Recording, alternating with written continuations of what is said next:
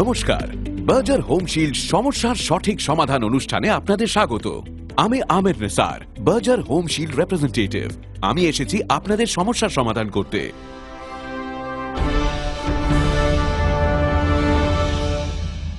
আজকে আমাদের সাথে আছেন অভিজ্ঞ tile fitting contractor mister Sahil Arora.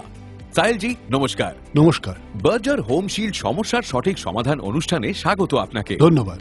Sahil জি, তাহলে বলুন কি সমস্যা আপনার? দেখুন, আমার অনেক বছর হয়ে গেছে এই টাইলস, মার্বেল আর স্টোনের কাজ করতে করতে, কিন্তু আজকাল কাস্টমার এমন এমন চ্যালেঞ্জিং জায়গায় স্টোন লাগানোর কথা বলে, পসিবলই না।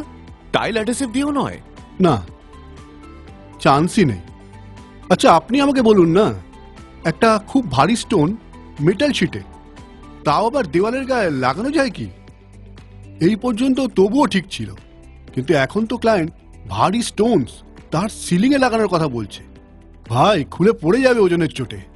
সময়, পরিশ্রম, টাকা সব কিছুই মেঝেতে পড়ে থেকে যাবে। মজা নয়, আজ এটা কিন্তু বাস্তব। এটা কি সম্ভব নাকি? একদম। কিভাবে? যদি টাইলস আর স্টোন যে কোনো চ্যালেঞ্জিং সারফেসে লাগাতে হয়, যেমন উড, মেটাল, গ্লাস সারফেস বা যে কোনো নন মেসনরি সারফেস, তাহলে সাধারণ টাইল অ্যাডহেসিভ দিয়ে এই কাজ সম্ভবই নয়। এরকম চ্যালেঞ্জিং সারফেসে আপনার চাই বার্জার হোম শিল্ডের ওয়ান্ডার ফ্লেক্স। এটা একটা পিইউ বেসড অ্যাডহেসিভ। যে কোনো ধরনের টাইল বা স্টোনই হোক না কেন, বার্জার হোম শিল্ডের ওয়ান্ডার ফ্লেক্স দিয়ে আপনি যে কোনো সারফেসে পিছলে পড়ার সম্ভাবনা ছাড়াই লাগাতে পারবেন, তা সে ইনডোরই হোক বা আউটডোর। এর ফ্লেক্সিবল বন্ডিং দেয় আপনাকে দীর্ঘক্ষণের পট লাইফ আর ওপেন টাইম। আসুন দেখে নিই এটি কোথায় কোথায় লাগানো যায়।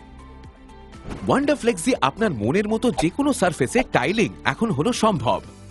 ওয়ান্ডার ফ্লেক্স দিয়ে আপনি বিভিন্ন ধরনের টাইলস, যেমন metal tiles, glass tiles, engineered স্টোনকে চ্যালেঞ্জিং সারফেস যেমন গ্লাস, মেটালিক সাবস্ট্রেট যেমন আয়রন, স্টিল, অ্যালুমিনিয়াম, কপার ছাড়াও সিমেন্ট বেসড সাবস্ট্রেটে ড্রাই ওয়াল বোর্ড যেমন gypsum board, plywood, metal composite boards ইত্যাদির ওপর লাগাতে পারেন।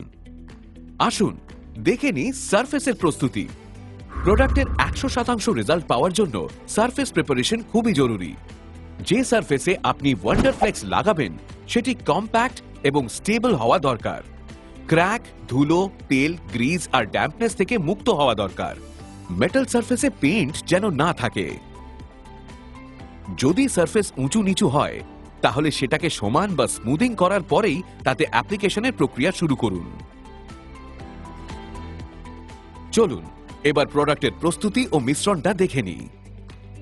পার্ট এ আর পার্ট বি কে মিক্সার মেশিনে ভালো করে ততক্ষণ মেলান যতক্ষণ না পেস্ট স্মুথ এবং দুটির রং এক না হয়ে যায়। খেয়াল রাখবেন, এখানে ততটাই প্রোডাক্ট মিক্স করবেন যতটা আধ ঘন্টার মধ্যে ব্যবহার করতে পারবেন। চলুন এবার অ্যাপ্লিকেশনের পদ্ধতিটা দেখে নিই।